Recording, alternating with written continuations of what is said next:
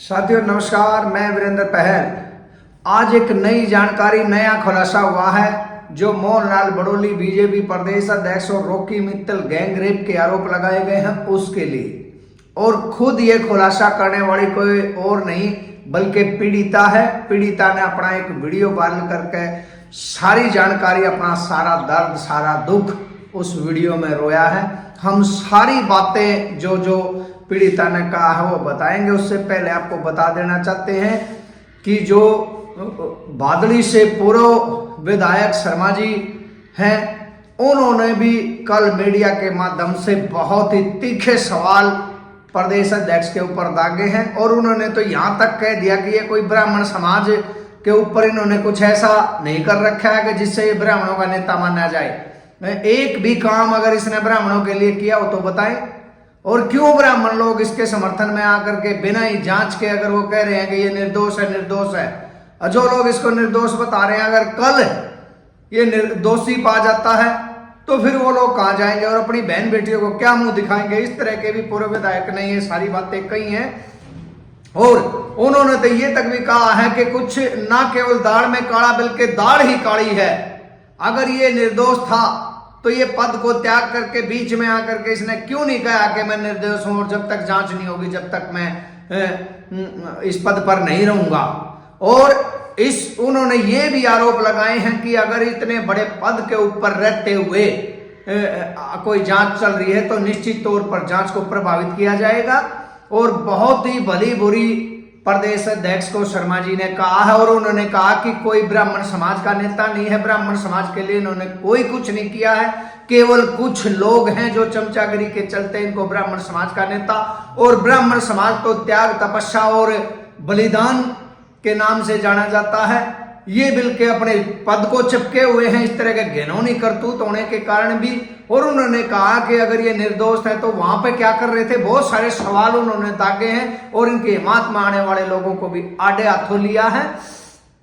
उसके बाद उन्होंने ये भी कहा कि नायब सिंह सैनी की जो बहुत अच्छी सरकार चल रही थी, उसकी चलती सरकार की ताड़ियों में लठ मोहनलाल बड़ोली ने दे दिया है। और उसकी गति को, उस सरकार के अच्छे चलते हुए पहियों को रोकने का काम इसने किया है। इसने बहुत गलत काम किया है। बहुत सारी बातें उन्होंने कही है, वो आप उनके दूसरे उस पर सुन सकते हैं। लेकिन जो पीड़िता सामने आई है, पीड़िता ने आखिर क्या क्या कहा है, जिसको सुनकर के इन लोगों के बचने की संभावनाएं खत्म हो रही हैं अगर उनकी बात मानी जाए तो। लेकिन हम किसी की भी किसी वीडियो में कौन सच बोल रहा है कौन झूठ बोल रहा है, किसी सच्चाई की पुष्टि नहीं करते हैं। लेकिन उन्होंने क्या क्या कहा है ये बात हम आपको जरूर बताना चाहेंगे। और मैं आपको बताऊंगा कि पीड़िता की एक एक बात जो उन्होंने रोते हुए, बिलखते हुए इसमें आकर के कहा है, वीडियो में आकर के कहा है। अब आप सुनिए कि पीड़िता ने कहा, मैं दिल्ली वासी अपना दर्द साझा करना चाहती हूँ। मेरे साथ जो बीती है उसे मरने को मेरा मन करता है लेकिन ऐसा नहीं कर सकती।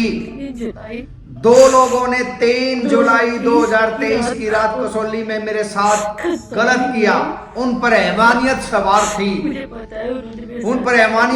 थी। उन्होंने अपनी उम्र का भी लिहाज नहीं किया, ऐसा कहना है, ख्याल नहीं किया। मैं बोल भी नहीं सकती। जिसका नाम बताना चाहती हूँ सोशल मीडिया पर वायरल हो रहा है, उसका नाम मोहनलाल बड़ोली और रॉकी मित्तल और जय भगवान है। इन लोगों ने मेरे साथ इतना गलत किया है, मुझे ही पता है कि मुझे कितना पीड़ा दी गई है, कितनी पीड़ा हो रही है। 1.5 साल से मुझ पर क्या क्या बीत रही है, मैं कैसे जी रही हूँ, यह मुझे ही पता है। उन लोगों ने सत्ता या राजनीति जो भी है बहुत बुरी तरह से डरा रखा है, मुझे मारने की धमकी दी हुई है। आप लोग जो मुझ पर सवाल उठाते हैं, जो समाज, जो समूह, जो लोग जो भी कहते हैं कि ये सब झूठा है, मैं आपसे जवाब चाहती हूँ। लड़की ने जो मोहनलाल बड़ोली के पक्ष में समाज आए हैं, जो लोग आए हैं, उनसे सवाल पूछा है वीडियो के माध्यम से। मैं आपसे सवाल चाहती हूँ, क्या आपके घर बहन बेटी है, उसके साथ भी कोई भी बड़ा आदमी अगर ऐसा कुछ करता है तो आप उस लड़की को ही गुनाहगार बताएंगे? यह लड़की के बारे में ही बोलेंगे क्या वो लोग गलत नहीं हो सकते? खैर, मेरे साथ जो तो गलत हुआ है। मैं आपको एक बात और बताना चाहूंगी। इसके दो गवाह थे, एक मेरे बॉस और दूसरी मेरी फ्रेंड थी जो उस रूम में मौजूद थी। सोचने वाली बात है, पीड़िता ने यह कहा कि एक मेरा फ्रेंड और एक मेरा बॉस और एक मेरी फ्रेंड इसकी गवाह थी, और वो जो गवाह थी वो खुद उसी रूम में मौजूद थी जहां पर ये घिनौना कर्म किया गया है, जिसका एड्रेस सिर्फ पुलिस वालों के पास या होटल आईडी में था। उसका एड्रेस मुझे नहीं पता कहां से निकाला, उसे भी मजबूर किया झूठे बयान देने के लिए। मैं उसका दर्द समझ सकती हूं, मैं उसका दर्द समझ सकती हूं। वो मुझे कितना डरा रहे हैं ये मैं ही जानती हूं। मुझे बहुत खतरा है। उन्होंने मेरी फ्रेंड को झूठा बयान देने के लिए मजबूर किया, लेकिन मुझे मेरी फ्रेंड से ये उम्मीद नहीं थी कि उसने ये भी बोला कि कसौली से आने के बाद हम एक दूसरे से नहीं मिले। जो बयान उसकी फ्रेंड ने दिए थे, उसने कहा था कि कसौली से आने के बाद में पीड़िता से नहीं मिले हैं, एक दूसरे से नहीं मिले। उसे ये तो याद होगा ना कि इन लोगों ने हमें फोन करके पंचकुला बुलाया था, वहां हमारे खिलाफ एक झूठी शिकायत भी दर्ज कराई, मुझे फंसाने की कोशिश की गई। देशवासियों, महिला आयोग पुलिस से विनती है कि कृपया मेरा एड्रेस किसी को ना दिया जाए।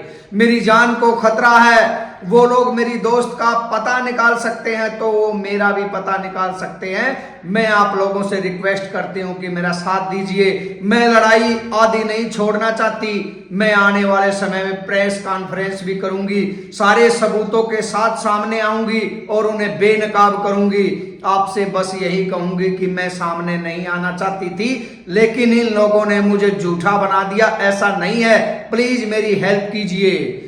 ऐसी दर्द भरी मदद मांगी, अपनी पीड़ा इस महिला ने, पीड़ित महिला ने सुनाई है, और उन्होंने पूरा काला चिट्ठा अपनी इस वीडियो के माध्यम से खोल करके रख दिया है। और उन्होंने ये भी कह दिया साथियों, सभा शब्दों में, कि वो वीडियो कॉन्फ्रेंस करेंगी, प्रेस कॉन्फ्रेंस करेंगी और उसमें सबूत के साथ इनको बेनकाब करने का काम करेंगी। और उनको डर है, उनकी जान का खतरा बना हुआ है। अब सारी बातों को जान करके ये अगर इनकी बातों को मान लिया जाए तो ये तय हो चुका है कि इन लोगों ने उनके साथ कोई ना कोई घटिया हरकत, गिरी हुई हरकत करी है। और आने वाले समय में जांच और इनके सामने आने के बाद उन लोगों का जेल जाना तय है। और उसके बाद उनके समर्थन में जो अपनी जी हजूरी, चमचागिरी के चलते और कुछ न्यूज चैनल वाले भी सरकारी बांड की भूमिका निभा रहे हैं, उनके पक्ष में आकर के ना उनके लिए तो लिख रहे हैं, लेकिन पीड़िता के लिए एक शब्द भी आज तक उन्होंने नहीं बोला है, नहीं लिखा है। और जो लोग ढोल डफली लेकर के आए दिन बहन ऐसी जिसके साथ कुकर्म हुआ उस बहन को गलत ठहराने के लिए ढोल डफली बजाए जा रहे हैं, उनकी बहन और बेटी भी सुन करके सुन हो जाएंगी कि आखिर क्यों एक महिला के साथ दुष्कर्म होने के बाद बिना जांच के उनके घर के लोग उस महिला को गलत ठहरा देना और उस बात को दबा देना चाहते हैं। क्या इससे यह समझा जाए कि वो लोग ऐसे पावरफुल और राजनीतिक में पकड़ वाले लोगों को बलात्कार जैसी संगीन कृतज्ञ करने के लिए सर्टिफिकेट दे रहे हैं? आने वाले भविष्य में अगर इनकी चलेगी तो ऐसे ही दिन प्रतिदिन बहन बेटियों के साथ बलात्कार होता रहेगा और ये लोग उसके समर्थन में आकर के उसको निर्दोष साबित कर देंगे। और बहन बेटियां अपनी जो हिम्मत जुटाती है न्याय मांगने के लिए, उनको न्याय की बजाय आत्महत्या करनी पड़ेगी, ऐसा प्रतीत हो रहा है। साथियों, हम किसी भी बात की कोई पुष्टि नहीं करते हैं, लेकिन जो जानकारी हमारे को मिलती है वो हम आप तक साझा करते हैं। और अगर आपको हमारी बात ठीक लग रही है, हमारी जानकारी सही लग रही है, तो हमारे चैनल को सब्सक्राइब करें, इसको शेयर करें, कमेंट करें और अपनी राय जरूर